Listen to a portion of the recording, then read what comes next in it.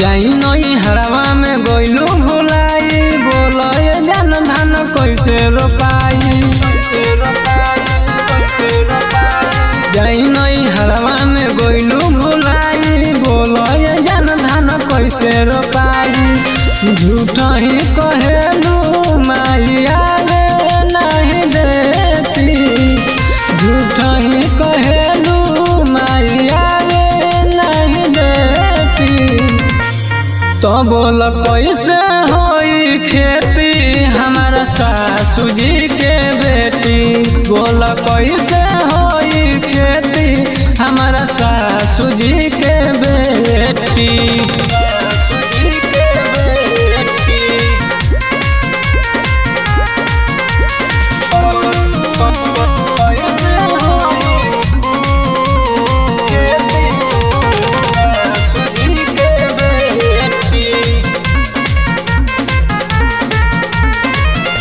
तुही तो बनावेलू खाना, करेलू आराम रोजाना।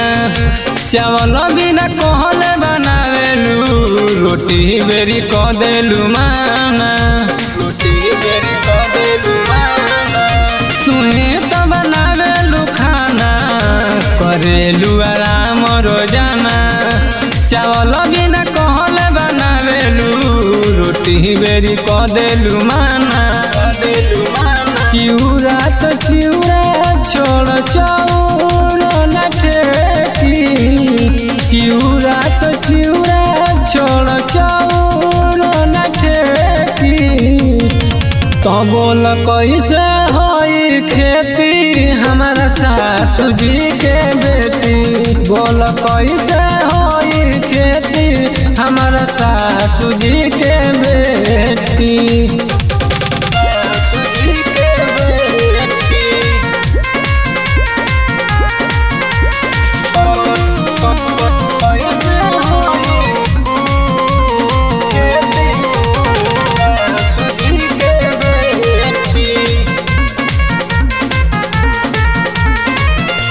बुझा भइलू लड़को बढ़त अब खर्चा बजोर, काम धाम करे रानी बन जानी तू देहि चोर, बन जानी तू देहि चोर।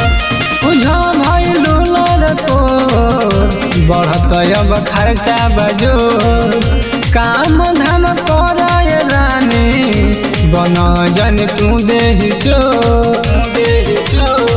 रोज रोज घूमबू साड़ी पहन के चॉकलेटी, रोज रोज घूमबू साड़ी पहन के चॉकलेटी।